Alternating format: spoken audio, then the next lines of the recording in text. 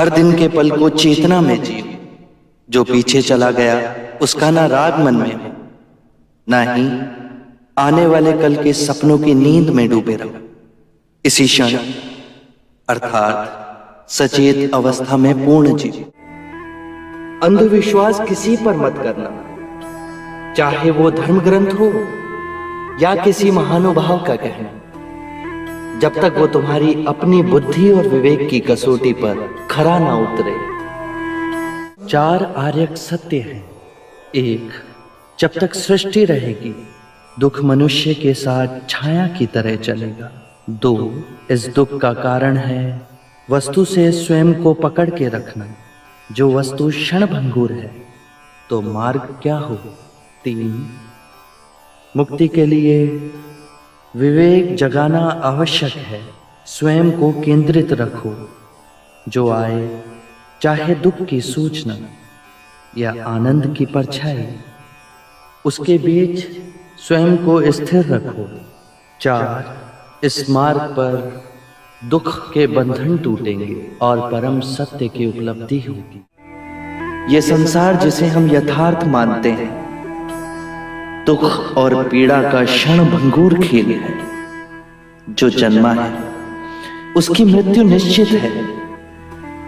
यही सृष्टि का नियम है। अज्ञान ही सारी विषमताओं की जड़ में है। अज्ञान न पूजा न व्रत न चढ़ावों से समाप्त होता है। अज्ञान केवल ध्यान से दूर होगा।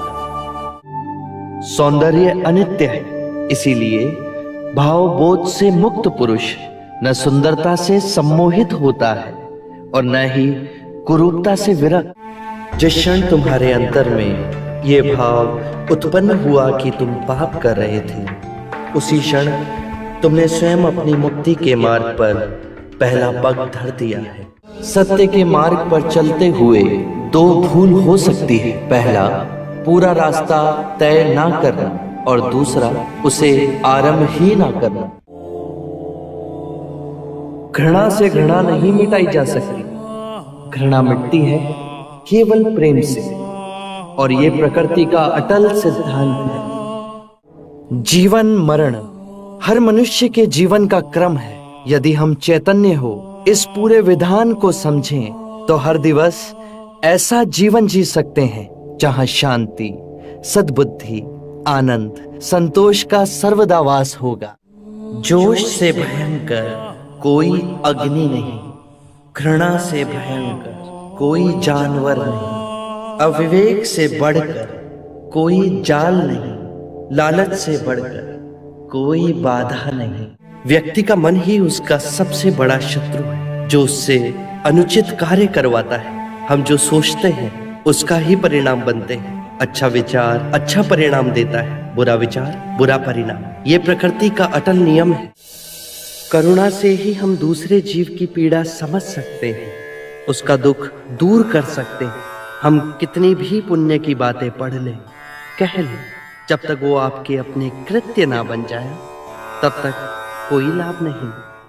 आत्ममुक्ति के 3 चरण हैं, शीलाचार, ध्यान और ज्ञान। शीलों का आचरण करने से ध्यान साधना बढ़ती है। ध्यान साधना से ज्ञान का उदय होता है, जिससे शीलों का गहन आचरण संभव होता है।